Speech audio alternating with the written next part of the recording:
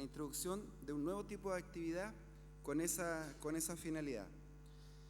Particularmente, a propósito de la mirada de estas experiencias internacionales, a propósito del contexto que rodea hoy día el servicio, nosotros nos hemos autodeclarado 4 ejes estratégicos o 4 principios valóricos que queremos que guíen todas nuestras actividades. Mencionadas acá rápidamente: excelencia en la gestión.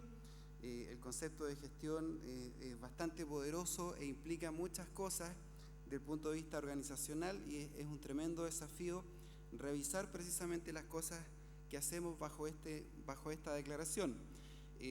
Una modernización institucional. El servicio siempre ha estado a la vanguardia de soluciones innovadoras para el cumplimiento tributario, y no solo queremos mantener eso, sino que reforzarlo, haciendo eco hoy día de distintas tendencias que se observan en la prestación de servicios a través de plataformas tecnológicas.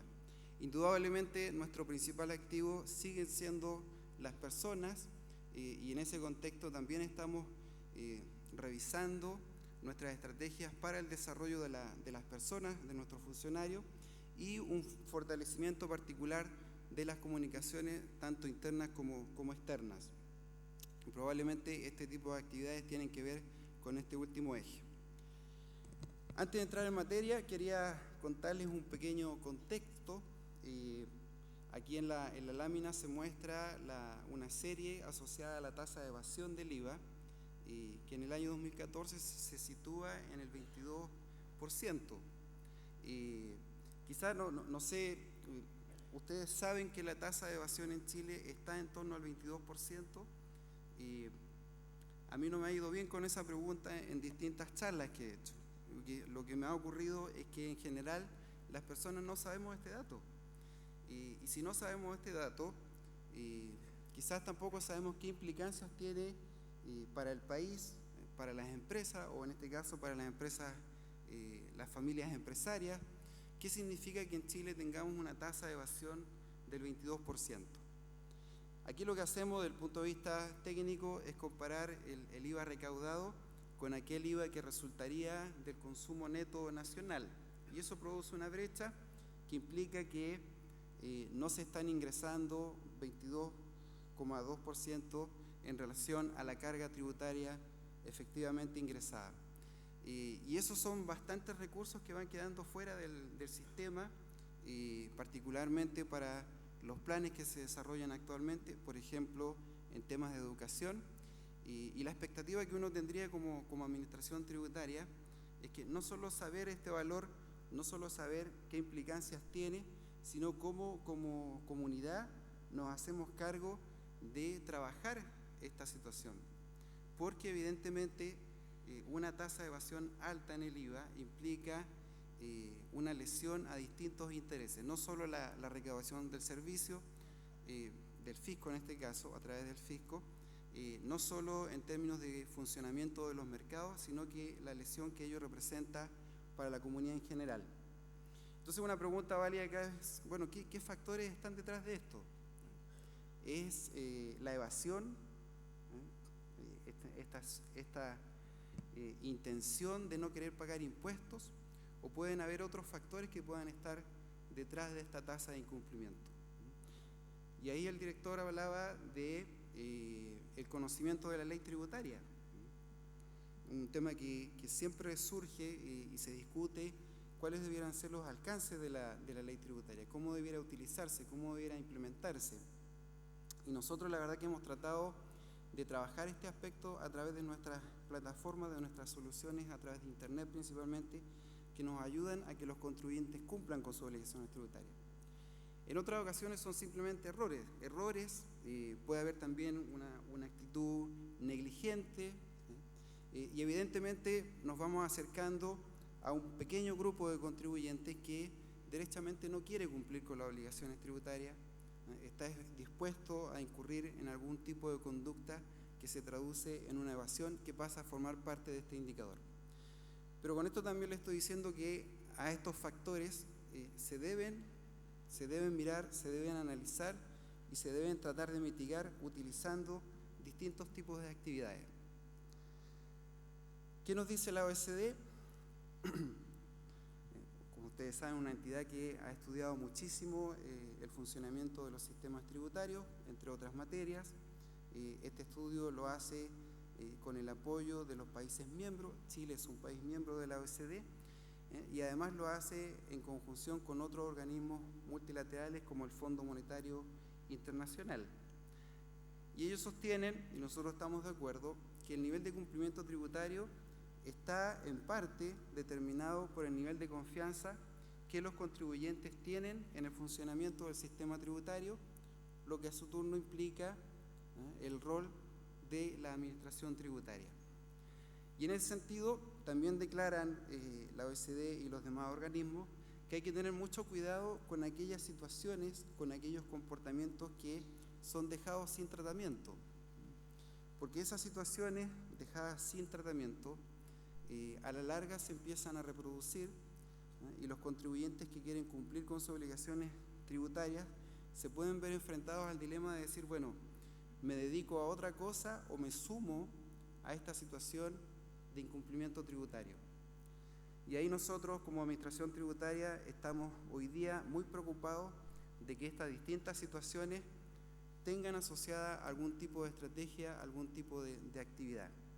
Y en ese sentido, de nuevo, la estrategia que hoy día les quiero presentar tiene que ver con aquellos contribuyentes que quieren cumplir sus obligaciones tributarias, que tienen dificultades para hacerlo, que se le presentan dudas en relación a las distintas propuestas de valor que puedan estar recibiendo desde el entorno y que a veces no tienen muy claro cuáles pueden ser los impactos tributarios de estas propuestas.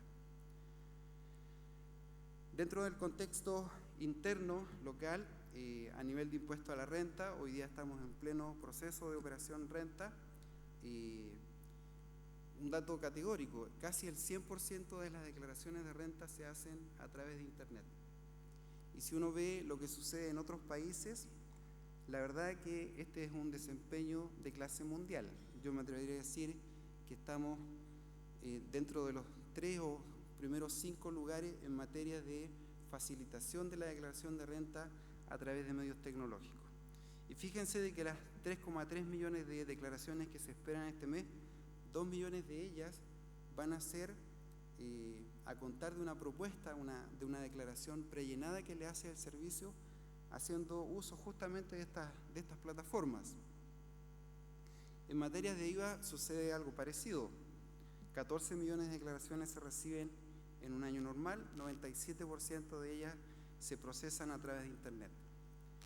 Otro dato que suele ser poco conocido, las devoluciones de IVA exportador en Chile, por ley, se deben autorizar en un plazo de 5 días hábiles.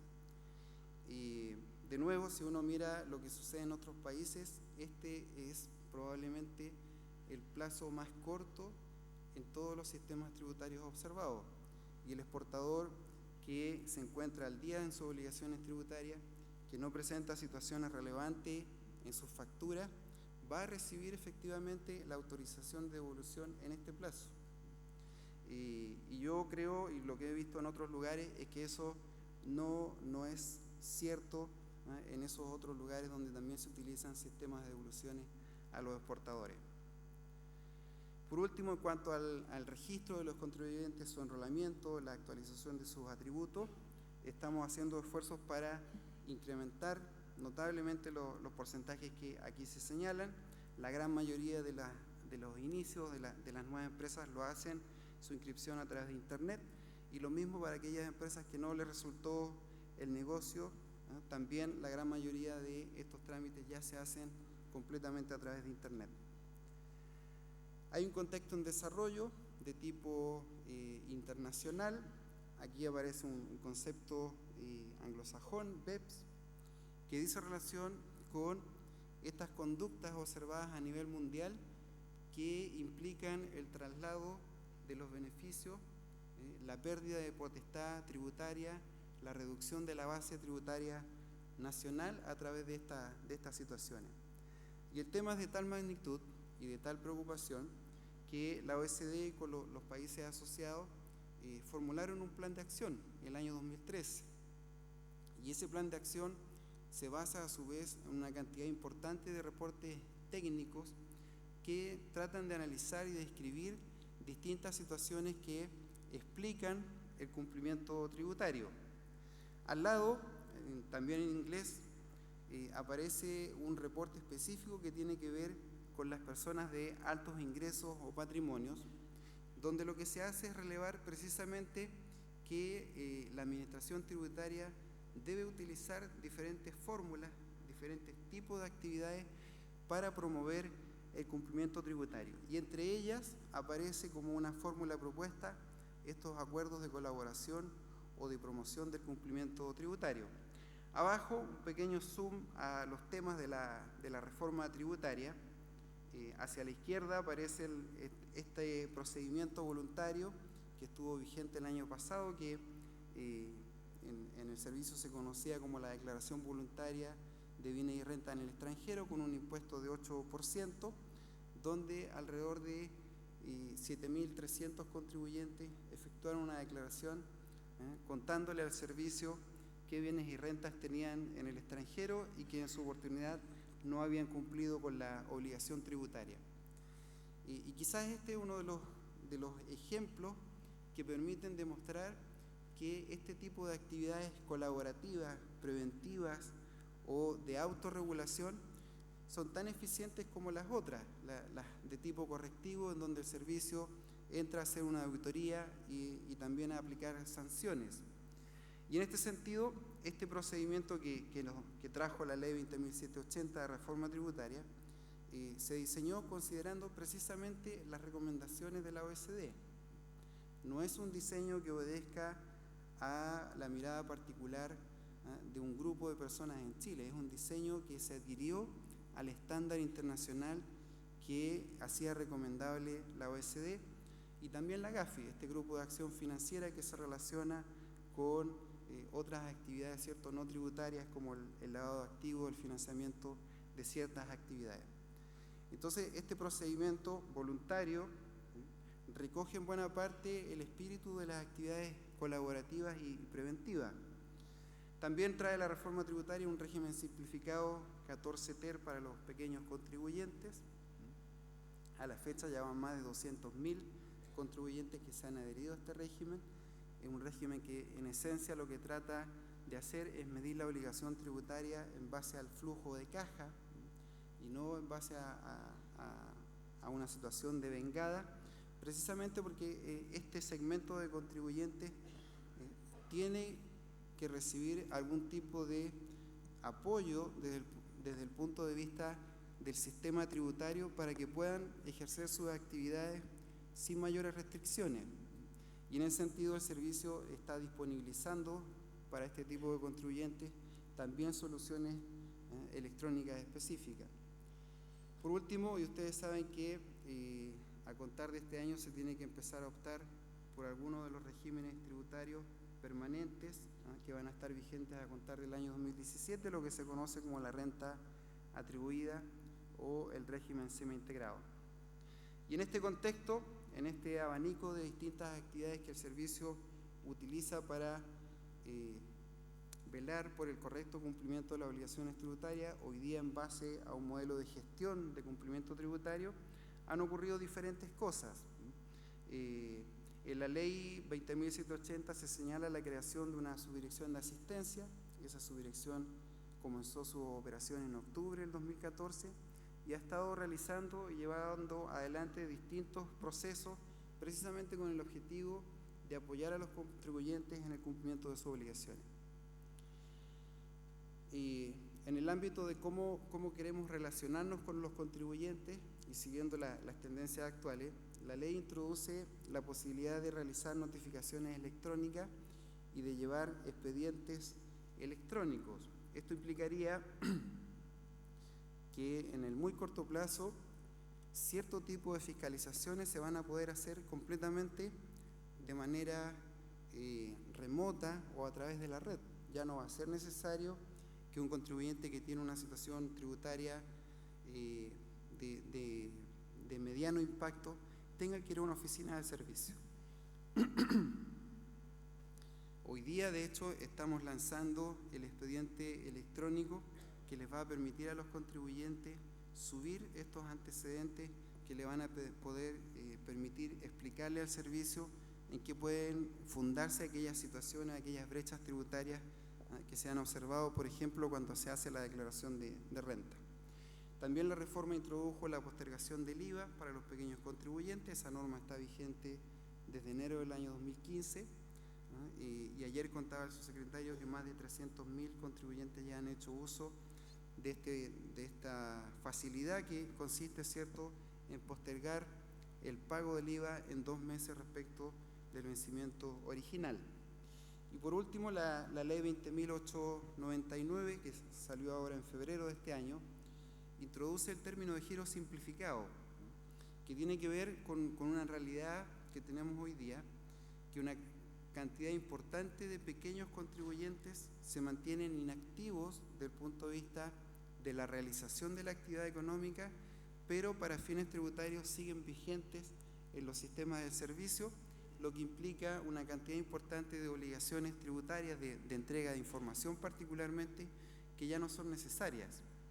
Y en ese sentido, con la ley anterior, con la ley de Código Tributario en este caso, para poder dar este aviso, estos contribuyentes tenían que traer ciertos antecedentes, la contabilidad, las declaraciones, los documentos de respaldo.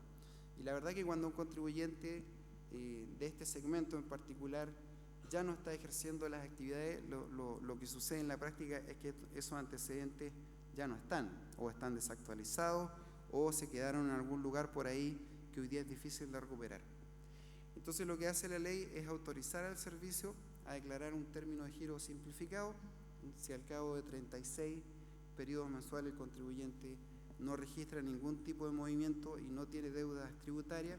El servicio le va a poder declarar el término de giro precisamente para ese tipo de casos, para que ya no tengan esta preocupación de enfrentarse, ¿cierto?, a la reconstrucción de libros contables de operaciones que surgieron o se realizaron hace varios años atrás. Bueno, hemos estado en un programa fuerte de actividades de capacitación, particularmente en materias de reforma tributaria. Aparece con la ley 20.899 lo que les quiero contar con mayor detalle a continuación, que son estos acuerdos de promoción del cumplimiento tributario, y también se sumó un perfeccionamiento a la consulta pública previa. Hoy día, por ley, el servicio tiene que publicar sus propuestas de instrucciones, sus circulares, otorgar un plazo que no puede ser menor a 10 días hábiles para que los contribuyentes, las asociaciones y cualquiera que esté interesado pueda hacer llegar sus observaciones, y el servicio las tiene que considerar en la instrucción final que va a publicar, por ejemplo, a propósito del régimen tributario en el IVA, o en materias de precio de transferencia, o, como mencionaba hace unos momentos, en materia de pequeños contribuyentes del artículo 14 ter. E indudablemente este es un muy buen ejemplo de este tipo de actividades que uno espera implementar precisamente para promover el cumplimiento tributario.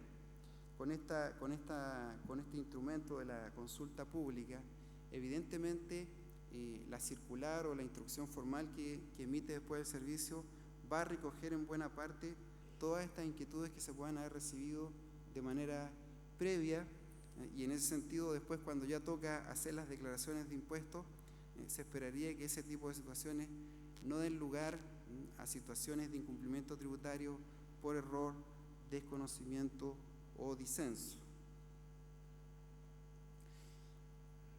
Dado este contexto, ¿cómo entonces nosotros logramos maximizar el cumplimiento tributario o nuestra función esencial, que es velar por la correcta aplicación de los impuestos? Y ahí, como anunciábamos, estamos introduciendo un modelo de gestión de cumplimiento tributario que en términos globales significa declarar que no queremos fiscalizar el error.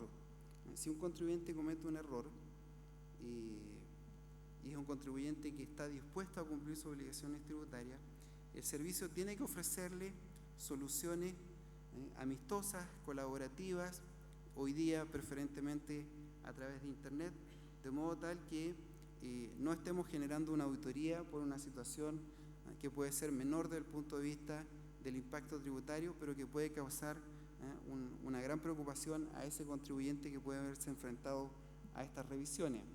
Por lo tanto, fomentar la prevención de las contingencias tributarias, gestionar las asimetrías de información. Nosotros vemos que, así como les preguntaba por la tasa de evasión del IVA nacional de 22%, también hay variadas materias ya más de tipo operativo que no son bien conocidas por los contribuyentes. Indudablemente eso da lugar a distintos tipos de incumplimientos que no tienen que ver con conductas, ¿cierto?, que a priori quieren evitar el cumplimiento tributario. Y en ese sentido, estamos hoy día, como señalaba, desarrollando, implementando estrategias para apoyar, colaborar con los contribuyentes que quieren cumplir sus obligaciones tributarias. E indudablemente, en esta misma lógica, queremos ser más efectivos y más disuasivos con aquellos contribuyentes que, en general, muestran una conducta o una actitud a no cumplir con las obligaciones. Y esto es muy relevante, porque si las actitudes de los contribuyentes para cumplir las obligaciones tributarias son diferentes, nosotros estamos diciendo entonces que nuestras actividades, este abanico de actividades, también tienen que ser diferentes dependiendo de ese tipo de actitudes.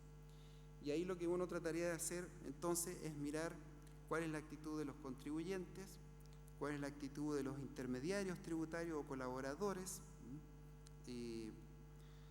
qué sucede con la otra jurisdicción tributaria o un régimen tributario particular y cuál es la actitud, en este caso, de la administración tributaria. Y haciendo una evaluación en conjunto de estas actitudes, uno puede arribar a un acuerdo de promoción de cumplimiento tributario para cumplir los objetivos que señalaba anteriormente.